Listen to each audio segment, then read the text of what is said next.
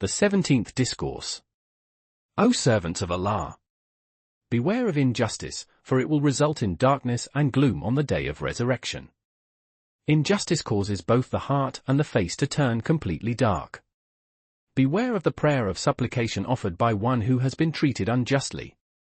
Beware of the tears shed by one who has suffered injustice, and of the fire that burns in the heart of the victim of oppression. The believer does not die until he has seen vengeance inflicted on his oppressor, until he has witnessed his death, the blackness of mourning at his door, the orphanhood of his children, the seizure of his material possessions, and the transfer of his authority to someone else. When the believer has come to be alive at heart, the most likely prospect for him is that judgment will not be given against him, but in his favor, that he will not be treated with contempt, but rather with consideration, that allowances will be made to his advantage, rather than to his disadvantage. His sanctuary will not be violated. He will not suffer humiliation, nor will he be subjected to the control of tyrants. A few individuals still have the remnants of sins attached to them, so they must undergo purification through trials and tribulations in the hereafter. There will be stages of development for them in the hereafter. You will not go astray as long as you practice strict observance of the law, along with a readiness to accept the divine decree, and regular performance of righteous works under all circumstances, in hardship and in ease, when things are to your liking and also when they are unpleasant for you. The Prophet, Allah bless him and give him peace, is reported as having said, if someone is not content to accept the decree of Allah, there is no remedy for his stupidity. That which he has decreed will surely come to pass, whether his servant approves or disapproves. Woe unto you, O you who resist the Lord of truth, almighty and glorious is he. Cut out that useless ranting and raving. No one can reverse the decree of destiny and no one can deflect it. Submit and you will find peace. This night and this day, is it possible for you to turn them back? When the night comes it will set in whether you are happy about it or not, and the same applies to the day. Each of them takes its course without reference to you, and so it is with the decree of Allah, almighty and glorious is he, and his destiny, whether to your advantage or to your disadvantage. When the night of poverty comes, you must submit and say goodbye to the day of affluence. When the night of sickness comes, you must submit and say goodbye to the day of good health. When the night of what you dislike comes, you must submit and say goodbye to the day of what you like. You must welcome with a tranquil heart the night of sicknesses, ailments, poverty and disgrace.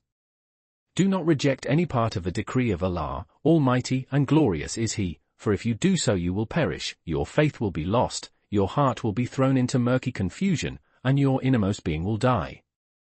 As Allah, almighty and glorious is he, has said in one of his books, I am the one God, except for whom there is none worthy of worship.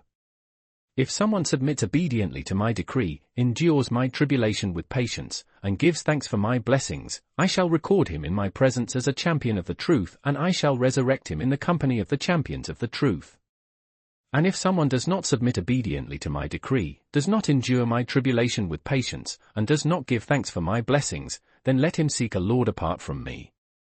If you are not willing to accept the decree, if you do not endure the tribulation with patience, and if you do not give thanks for the gracious blessings, then you have no Lord. You may try to find some other Lord instead of him, but there is no other Lord besides him.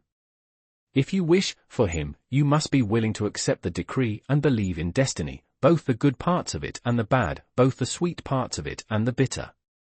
You must also believe that what has fallen to your lot could not have been avoided by taking precautions, and that what has passed you by could not have been made to come your way, however diligently you sought to acquire it.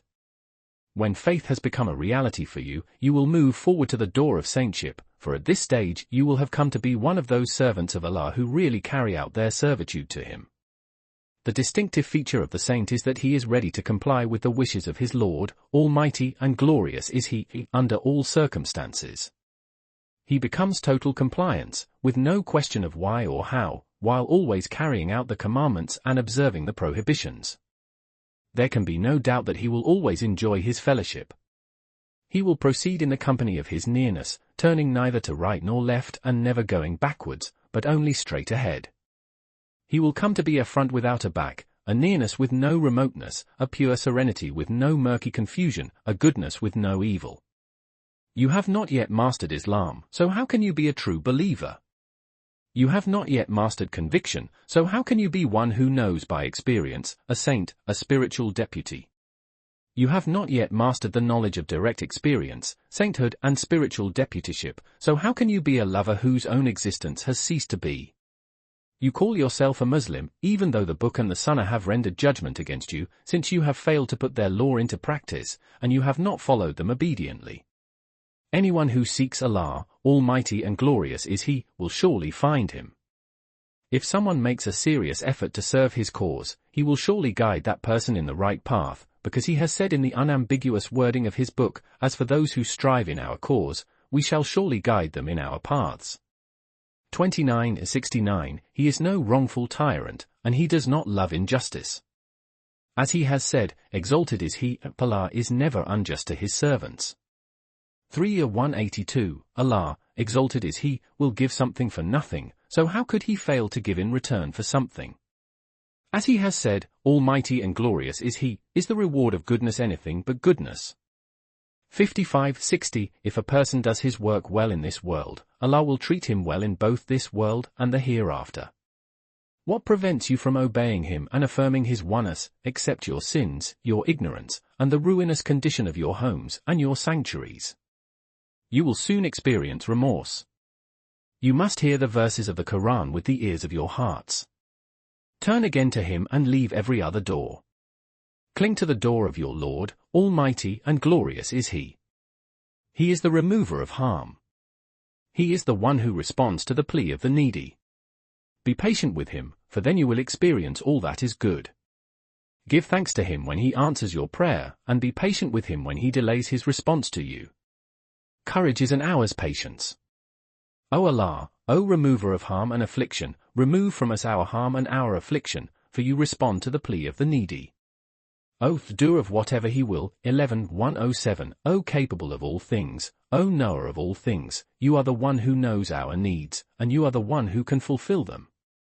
You are the one who knows our faults, and you are the one who can erase them and forgive them. Do not leave us at the mercy of anyone but you. Do not entrust us to the care of anyone but you. Do not send us to the door of anyone other than you. Do not make us turn to anyone other than you. Ameen. وسلم دائما